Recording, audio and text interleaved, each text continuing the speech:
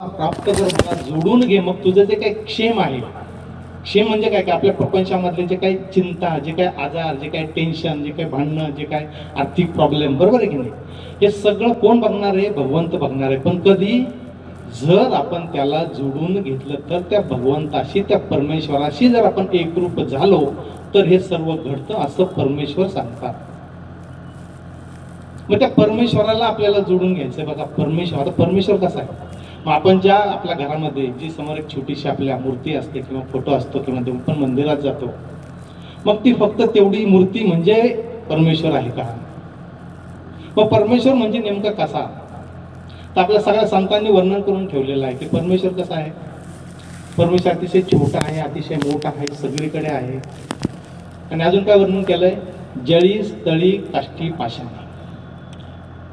म्हणजे काय? सगळीकडे आहे. तुमच्यामध्ये आहे, माझ्यामध्ये आहे, झाडामध्ये आहे, झुडपामध्ये आहे, जमिनीमध्ये आहे, सगळीकडे आहे. असा तो परमेश्वर. आणि आणखी परमेश्वराचं वर्णन केलेलं आहे. काय वर्णन केलेलं आहे? अनंत कोटी ब्रह्मांड नायक म्हटलंय त्याला.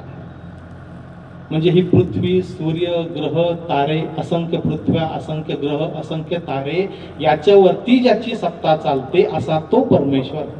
म्हणजे परमेश्वराचं अस्तित्व बघा, सर्व विश्व व्यापून राहिलेला असा तो परमेश्वर. आणि आपलं अस्तित्व किती? तर या सर्व विश्वामध्ये, एवढ्या सगळ्या ग्रह मालिकेमध्ये एक पृथ्वी, पृथ्वीवरचं जग, जगामधला आपला भारत देश, देशामधला महाराष्ट्र, महाराष्ट्रामधला तुमचा तालुका, बरोबर आहे की नाही, तालुक्यामधलं तुमचं गाव, गावामधली गल्ली, गल्लीमधलं घर, घरामधले आपण एक व्यक्ती. म्हणजे आपलं व्यक्तित्व, आपलं अस्तित्व पावसाच्या थेंबासारखं. आणि आपल्याला जाणायचंय त्या अथांग परमेश्वराला, एवढ्या मोठ्या परमेश्वराला आपल्याला जाणायचंय. मग फक्त वाचून परमेश्वर मिळणार आहे, पारायण करून परमेश्वर मिळणार आहे? मग परमेश्वर मिळणार नाही का? परमेश्वर मिळू शकतो प्रेमाने, भक्तीने. परमेश्वरापर्यंत आपण पोहोचू शकतो. पावसाचा थेंब जर जमिनीवर पडला तर बघता बघता नाहीसा होतो, परंतु तोच थेंब जर समुद्रात पडला तर समुद्र होऊन जातो. काय केलं त्या थेंबाने? फक्त तो त्या समुद्राशी एकरूप झाला, मिसळून गेला. आपल्यालाही तसंच करायचं आहे. आजूबाजूला पसरलेली जी परमेश्वरी शक्ती आहे तिच्याशी फक्त आपल्याला एकरूप व्हायचं आहे, मिसळून जायचं आहे. म्हणजे थोडक्यात आपलं अस्तित्व आपल्याला विसरायचं आहे आणि मग त्या परमेश्वरी शक्तीशी आपल्याला एकरूप व्हायचं आहे. बरोबर की नाही? कुठं वाटतं थोडंसं कसं शक्य आहे? एक उदाहरण सांगतो तुम्हाला. जांभळाचं बी एवढंच असतं. तुमच्या समोर जर मी आता पकडलं की हे जांभळाचं बी आहे, बरोबर की, आणि मी तुम्हाला म्हटलं की हे जांभळाचं झाड आहे, काय तुम्हाला काय खोटं बोलता आहे? तर बी आहे. परंतु तेच बी जर आपण जमिनीमध्ये लावलं, त्याला थोडंसं पाणी घातलं तर हळूहळू त्याचं एक रोपटं तयार होतं आणि काही दिवसानंतर त्याचा मोठा वृक्ष तयार होतो, म्हणजे झाड तयार होतं. आपलंही तसंच आहे. परमेश्वराने आपल्यामध्ये ती बीज, ती शक्ती टाकलेली आहे. फक्त त्या शक्तीला व्यवस्थित वातावरण मिळालं पाहिजे, व्यवस्थित ती परिस्थिती निर्माण झाली पाहिजे की मग आपण त्या परमेश्वरापर्यंत पोहोचू शकतो, परमेश्वराची प्राप्ती करू शकतो. परमेश्वराची प्राप्ती खूप मोठी गोष्ट आहे. आता तुम्ही इथं आलात, बरोबर आहे की नाही? कशासाठी आलात? काय कारण इथे येण्याचं? तर देवाचा कार्यक्रम आहे, आध्यात्मिक कार्यक्रम आहे. आणि कुठलाही देवाचा आध्यात्मिक कीर्तन असेल, प्रवचन असेल, व्याख्यान असेल, रामकथा असेल, बरोबर आहे की आपण आवर्जून जातो. तसे तुम्ही आज या ठिकाणी आलेला कशासाठी हो? तर ज्या परमेश्वरासमोर, ज्या देवासमोर, ज्या मूर्तीसमोर दररोज मी नतमस्तक होतो, ज्या देवाची मी दररोज पूजा करतो, त्या देवाविषयी, त्या परमेश्वराविषयी मला काहीतरी ऐकायला मिळेल. आणि ऐकल्याने काय होतं? तर आपल्या सगळ्यांची एक भावना आहे, श्रद्धा आहे की मी जर परमेश्वराचे गुणगान ऐकले, मी जर परमेश्वराचं गुणगान केलं तर तो जो परमेश्वर आहे त्याची कृपा माझ्यावरती होते. बरोबर आहे की? परमेश्वराची कृपा. बरं, परमेश्वराची कृपा कशासाठी पाहिजे? सकाळी पूजा करता, बरोबर का, आपण सगळेजण मंदिरात जाता. काय मागतो परमेश्वराला? काय मागतो आपण? की माझ्या घरात माझी छोटी छोटी मुलं आहेत, त्यांचा अभ्यास व्यवस्थित होऊ दे, कुठला आजार होऊ देऊ नको, मुलगी आहे तिचं लग्न होऊ दे, मुलगा आहे त्याला नोकरी लागू दे, घरामधलं कुठला आजार पण नको, भांडण नको. एवढंच सगळं मागतात. अजून काय मागतात? एवढंच मागतं की माझं जे काही कुटुंब आहे, माझा जो काही प्रपंच आहे तो सुखी, समाधानी, आनंदी होऊ दे. एवढंच आपलं त्या परमेश्वराकडे मागणं असतं. आणि मग आपणही ते सगळे बसलेले आहात, आपल्यापैकी किती जण सुखी, समाधानी, आनंद, एकदम छाती ठोकपणे सांगतात की माझं सगळं व्यवस्थित आहे, मला काहीच प्रॉब्लेम नाही? किती जण आहेत? फार कमी, किंबहुना नाही म्हटलं तरी चालेल. तुम्ही सगळे आपण बसलेलो आहोत ना, प्रत्येकाच्या मनामध्ये काहीतरी टेन्शन आहे, काहीतरी विचार आहे, काहीतरी चिंता आहे. प्रश्न, टेन्शन, चिंता, विचार वेगवेगळे असतील. कोणाच्या घरात आजारपण असेल, कोणाच्या मुलीचं लग्न होत नसेल, कोणाचा मुलगा अभ्यास करत नसेल, बरोबर आहे की नाही, कोणाच्या अजून काहीतरी वेगळे प्रॉब्लेम्स असतील. म्हणजे प्रश्न, चिंता, टेन्शन सगळ्याला आहे. मग दोन गोष्टी संपवतात, दोन गोष्टी त्यातून निर्माण होतात. की पहिलं, की जो परमेश्वर आहे, जो देव आहे तो खोटा आहे, परमेश्वर वगैरे काही नाही. आणि तशी लोक आहेत जगात, परमेश्वर वगैरे मी काही मानत नाही, सगळं व्यवस्थित चाल, अशीही लोक आहेत. आणि दुसरं, तुमची भक्ती, तुमचं पूजा, तुमची श्रद्धा, तुमचं जे काय पारायण असेल, जे काय कीर्तन असेल, जे काय सत्यनारायण असेल, सगळं खोटं आहे. मग खोटं आहे का नाही? तुम्ही जे काय उपवास करता, मनापासून करता ना, एखादा उपवास जर चुकला ताई तर वाईट वाटतं की नाही? चुकला होतं ना. का? तर त्या देवावरती आपली मनापासून श्रद्धा असते, भक्ती असते, आणि आपण ते मनापासूनच करत असतो. म्हणजे आपली भक्ती खोटी नाही आहे, आपण मंदिरात जातात तेही खोटं नाही आहे. आणि देव जो आहे, देव आहेत ना, सत्य आहे ना, सगळ्या संतांनी सांगितलेलं. मग परमेश्वरही सत्य आहे, परमेश्वरही खरा आहे, आपली भक्तीही खरी आहे. मग चुकतं कुठं? तर भक्त आणि परमेश्वर याच्यामध्ये गॅप पडलेला आहे, अंतर पडलेलं आहे. परंतु आज तुम्हाला खात्रीने सांगतो की या सहयोगाच्या माध्यमातून परमपूज्य माताजी श्री निर्मला देवींच्या कृपेमध्ये आपली भक्ती, आपली श्रद्धा त्या परमेश्वरापर्यंत पोहोचणार आहे. आणि आपलं जे काय मागणं आहे ते मागणं पूर्ण होणार आहे. आम्ही काहीतरी फक्त सांगून जाणार नाही आहोत. तर या कार्यक्रमाच्या शेवटी मला परमेश्वराचे आशीर्वाद मिळाले ही जाणीव आपल्या हातावरती, टाळूवरती होणार, की मला त्या परमेश्वराचे आशीर्वाद मिळाले किंवा परमेश्वरच मिळाला. एवढी मोठी गोष्ट या कार्यक्रमाच्या शेवटी येतो.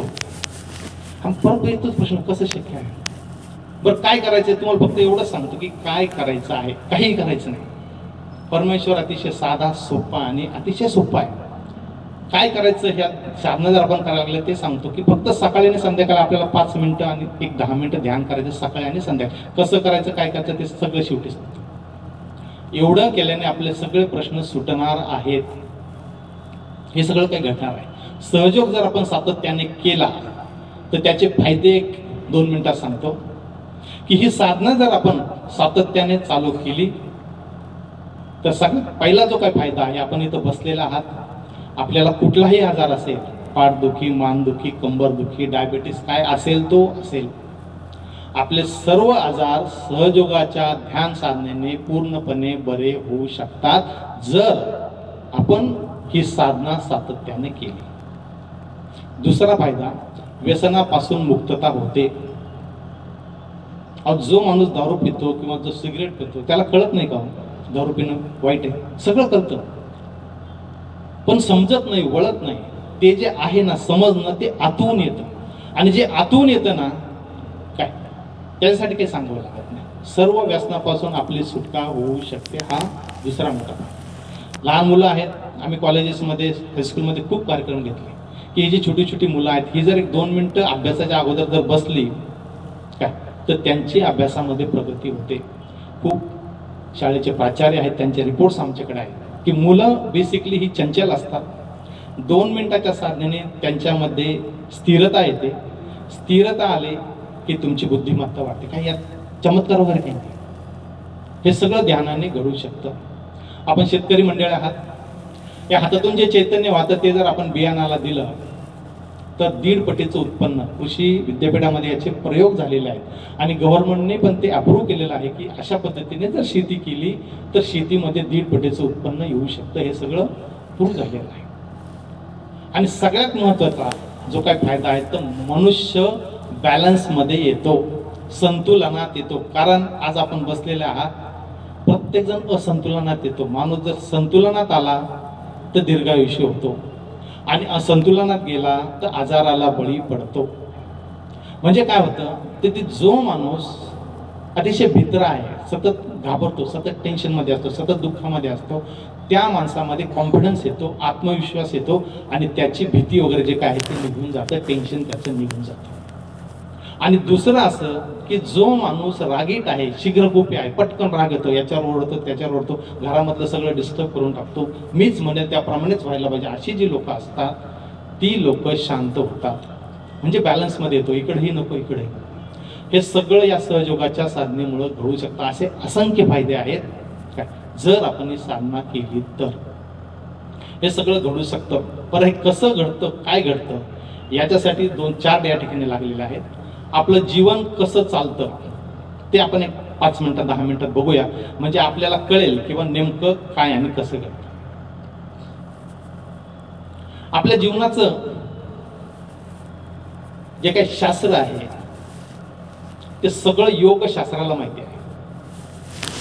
योगशास्त्राला सगळं माहिती आहे की आपलं जीवन कसं चालतं, काय चालतं. या ठिकाणी चार्ट आहे, मागे पण चार्ट आहे, जिकडे बस दिसत असतं त्या ठिकाणी आपण बघा. आपलं शरीर जे आहे याच्यामध्ये असंख्य नाड्या आहेत. याच्यामध्ये 3 मुख्य नाड्या आहेत. पहिली इडा नाडी डाव्या बाजूला आहे, निळ्या कलरने दाखवलेली.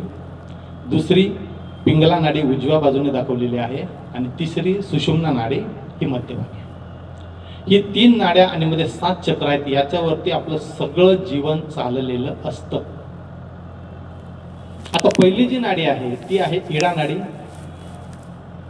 ह्या इडा नाडीवरती ज्यास आपण कार्य करतो, ही इडा नाडी म्हणजे भूतकाळाची नाडी. आणि ही जी नाडी आहे ही इच्छाशक्तीची नाडी आहे. म्हणजे आता तुम्ही इथं बसलेला आहात, आपण कुठलीही इच्छा केली, बरोबर की, आमच्या महिला भगिनी सुंदर साडी दिसली, अशी साडी घ्यावी बरं का, एखादा दागिना दिसला असा दागिना करावा बरं का, झाली इच्छा झाली. इच्छा होऊ नये असं नाही, परंतु ज्यावेळेस आपण इच्छा करायला लागतो, आमचे पुरुष मंडळी बसले, एखादी सुंदर माडी दिसली अशा माडी बांधायची बरं का, सुंदर गाडी दिसली अशी गाडी घ्यायची बरं का, झाली इच्छा. इच्छा ज्यावेळेस होते आणि ज्यावेळेस अति इच्छा, इच्छा करू नये असं नाही, पण ज्यावेळेस इच्छा अति होतात आणि त्या इच्छा पूर्ण होत नाही, त्यावेळेस कळत नकळत तो माणूस डिप्रेशनमध्ये जातो. कारण इच्छा करतो पण पूर्ण करतो, आणि त्याच्यामध्ये एक प्रकारची भीती, एक प्रकारचा आत्मविश्वास येतो, त्याचा नाहीसा होतो, तो डिप्रेशनमध्ये जातो. आणि असा जो माणूस आहे तो नंतर आजाराला बळी पडतो. सगळ्यात त्याला जो आजार होतो तो सायकोसोमॅटिक डिसऑर्डर. म्हणजे कसा की रस्त्याने चालताना बोटं मोजत जाणार, कुठेतरी एकटाच बसणार, अंधारामध्ये जाऊन बसणार, कोणाशी बोलणार नाही, चालणार नाही, कुठलंही काम सांगितलं की टाळणार, आज नाही, उद्या करतो, नंतर करतो, बघतो. म्हणजे सगळं नैराश्य, सगळ्या गोष्टीला निगेटिव्ह असतो तो. असा जो माणूस असतो त्याची डावी बाजू, त्याच्या इच्छा जास्त झालेल्या असतात, त्या पूर्ण झालेल्या असतात. आपण बघतो आपल्या घरामध्ये म्हातारी लोक असतात बघा, एकटीच काहीतरी पुटपटत असतात मानवाला, बरोबर का, आपल्याला दिसणारे अरे काय बोलतात बाबा, तर त्यांचं काहीतरी चाललेलं असतं का, तर तो डाव्या बाजूचा प्रॉब्लेम आहे. ही जी डावी बाजू आहे ही डावी बाजू भूतकाळाची बाजू आहे. इकडे भूतकाळ आहे आपला, म्हणजे आता मी तुमच्या समोर बोलतोय, पण बऱ्याच जणांच्या डोक्यात विचार असेल की काल काय झालं, दुपारी काय झालं, 8 दिवसापूर्वी काय झालं, 2 महिन्यापूर्वी, कुठेतरी एखादी जुनी गोष्ट असते बघा, काहीतरी 1-2 महिन्यापूर्वी, 2 वर्षापूर्वी कुठेतरी आपण एखाद्या कार्यक्रमाला, लग्नात, फंक्शनला गेलेलो असतो, कुणीतरी आपल्याला नमस्कार घातलेला नसतो, कुणीतरी खुर्ची दिलेली नसते, एक छोटासा आपला आपण मी गेल्यावर मला नमस्कार पण घातला नाही, 2 वर्षापूर्वीची गोष्ट, पण अजूनही डोक्यात थांब माझ्या तावडीत चापडे बघतोच त्याच्याकडे. म्हणजे घटना घडून गेली, 2 वर्ष झाले, 2 महिने, 4 वर्ष झाले, पण त्याच्या डोक्यात तेवढंच असतं. असाही जर आपण सतत भूतकाळाचा विचार केला तर ही जी डावी बाजू आहे ही डावी बाजू खराब होते आणि आपल्याला मानसिक आजार चालू होतात. आणखी एक आजार या बाजूने होतोच, तो जो आहे तो कॅन्सर. कॅन्सर सारखा आजार सुद्धा डाव्या बाजूने येतो. म्हणजे आपल्या महिला मंडळींना बऱ्याच वेळा ब्रेस्ट कॅन्सर होतो का, तर त्या सतत टेन्शनमध्ये असतात. घरामध्ये पाहुणे जरी आले तरी टेन्शन, घरामध्ये कोणी आलं की सतत, म्हणजे भीतीचं वातावरण, सतत मनामध्ये भीती जर असली तर आपली डावी बाजू खराब होते. डावी बाजू खराब झाली की कॅन्सर सारखा आजारही होऊ शकतो. आता ही झाली डावी बाजू. एवढं असून सुद्धा ही जी डावी बाजू आहे या डावी बाजूमधून महाकालीची शक्ती होते. आपल्याला माहिती आहे, आपल्या 3 देवी माहिती आहे ना, महाकाली, महासरस्वती, महालक्ष्मी. याच्यामधली जी महाकालीची शक्ती आहे ती डाव्या बाजूने वाहते. आता आपण इच्छा केली, मग परमेश्वराने दुसरी बाजू तयार केलेली आहे की क्रियाशक्ती, म्हणजे कार्य करण्याची शक्ती इच्छा पूर्ण करण्यासाठी. ती आहे उजवी बाजू, ही आहे पिंगला नाडी. आणि ही सूर्य नाडी, ही पहिली जी नाडी सांगितली ही चंद्र नाडी. जशी ही चंद्र नाडी तशी ही सूर्य नाडी. इकडे भूतकाळ आहे, इकडे भविष्यकाळ आहे. म्हणजे आता तुम्ही इच्छा केली की दागिना घ्यायचा किंवा साडी घ्यायची, बंगला बांधायचा आहे, गाडी घ्यायची आहे, मग त्याच्यासाठी प्लॅनिंग चालू होतं. पैसा कमवावा लागेल, सत्ता मिळवावी लागेल. मग त्याच्यासाठी आपले सकाळी उठलो की विचार चालू होतात. आज या साहेबांना भेटतात, त्यांच्याकडे जायचं, या ऑफिसमध्ये जायचंय, आज हे बी पेरायचंय, तिकडची परमिशन घ्यायचं, हे सगळे विचार चालू होतात, प्लॅनिंग चालू होतात. आणि ज्या वेळेस माणूस अति विचार करतो, अति प्लॅनिंग करतो, प्लॅनिंग करू नये, विचार करू नये असं नाही, परंतु ज्यावेळेस कोणती गोष्ट अति होते, कारण विचाराला मर्यादा नाही, शरीराला मर्यादा आहेत. ज्यावेळेस अति होतं त्यावेळेस ही जी उजवी बाजू आहे, ही उजवी बाजू बिघडायला सुरुवात होते. आणि इकडे ही सूर्यनाडी आहे, सूर्यनाडी असल्यामुळे तिच्यामध्ये उष्णता तयार होते. आणि ही जी उष्णता आहे ती आपल्या लिव्हरमध्ये साचते. लिव्हरमध्ये साचली ती की लिव्हरमधून बाहेर पडण्याचा प्रयत्न करते. सगळ्यात पहिला आजार होतो जळजळ, अपचन, मळमळ, ॲसिडिटी. तीच उष्णता जर पोटामध्ये गेली तर डायबिटीस, तीच उष्णता खाली सरकली किडनीचे सगळे विकार, तीच उष्णता छातीमध्ये गेली दमा किंवा अस्थमा, तीच उष्णता डोक्यामध्ये गेली मायग्रेन, अर्ध डोकेदुखी, रात्री झोपच येणार नाही. बरेच जण आहेत आपल्यामध्ये रात्री 1 वाजता, 1:30 वाजता, 2 वाजता उठतात, फॅन चालू असतो, AC चालू असतं, सगळं काही व्यवस्थित असतं, परंतु एकदा उठले की परत झोपच लागत नाही. का होतं असं? कारण ही जी उष्णता आहे ती उष्णता आपल्या डोक्यात गेल्यानंतर त्या उष्णतेमुळे आपल्याला झोप लागत नाही. मग मोठमोठ काय सगळं डॉक्टरकडे जातो पण काही उपयोग होत नाही. एवढे सगळे आजार आणि एकच बाजू जो वापरली पॅरालिसिस. फक्त प्लॅनिंग केलं, उजव्या बाजूला खूप, इकडे डाव्या बाजूला आत्मा आहे, आत्म्याकडे आपलं दुर्लक्ष होतं खूप धावपळ केल्यानंतर. आणखी एक आजार अशा माणसाला होतो, हार्ट अटॅक. हार्ट अटॅक सुद्धा अशाच माणसाला येतो जो जास्त धावपळ करतो, जास्त प्लॅनिंग करतो. आणि मग आपण बघतो आपल्या एखादी घटना घडते, अरे यार सकाळी मला भेटला होता, आत्ता मग कशी फोनवर बोलला, अहो मी जाताना बघितलं त्याला, आणि कसं घडलं. परंतु वेळ निघून गेलेली असते आणि हे आपल्या कोणाच्या तरी बाबतीत घडतं. मग घडल्यानंतर आपण पश्चाताप करतो, खूप धावपळ करत होता, प्लॅनिंग करत होता, शांतता नव्हती, करायला नको होतं. हे सगळं कळतं कधी, घटना घडून गेल्यानंतर. आता आपण सगळं इथं बसलेलं आहे, आपल्या आतमध्ये काय चालतं आपल्याला माहिती आहे का? उद्या काय होणार आपल्याला माहिती आहे का? काही नाही. परंतु आज या सहयोगाच्या माध्यमातून आपल्याला आपल्या आतमध्ये काय चालतं हे कळू शकतं, त्या ध्यानाच्या माध्यमातून. आणि कसं सांग, घटना घडून गेल्यानंतर काय करणार हो तुम्ही? त्या घटनेच्या अगोदर जर आपण त्याची प्रिकॉशन घेतली, त्याची काळजी घेतली, तर आपल्या जीवनामध्ये सर्व काही व्यवस्थित होऊ शकतं. आणि एवढं सगळं असून ही जी उजवी बाजू आहे, या उजव्या बाजूमधून महासरस्वतीची शक्ती वाहते. इकडे महाकाली आहे, इकडे महासरस्वती आहे, इकडे भूतकाळ आहे, इकडे भविष्यकाळ आहे. हे सगळं आपल्या बाबतीत चालू असतं. मग भूतकाळ संपलेला आहे, भविष्यकाळाबद्दल माहिती नाही. मग आपल्या हातात काय आहे? आज आणि आत्ता, वर्तमान काळ. मी तुमच्या समोर बोलतो एवढंच सत्य आहे. मग ही जी सुषुम्ना नाडी आहे, मध्य नाडी आहे, ही वर्तमान काळाची नाडी आहे. आणि हिच्यामधून महालक्ष्मीची शक्ती वाहते. इकडे महाकाली आहे, इकडे महासरस्वती आहे, मध्ये महालक्ष्मी आहे. परमेश्वराकडे जाण्याचा सर्वात जवळचा मार्ग. आणि ही जी मध्य नाडी आहे हिच्यावरती 7 चक्र आहेत. सगळ्यात पहिलं चक्र मूलाधार चक्र. या मूलाधार चक्रावरती म्हणजे आपण बसलेला आहात, आपल्या पाठीच्या कण्याचा जो भाग जमिनीला स्पर्शित होतो त्या ठिकाणी ते चक्र आहे. आणि याच्यावरती देवता आहे श्री गणेश. श्री गणेशांचं स्थान तिथं आहे. जे गणेश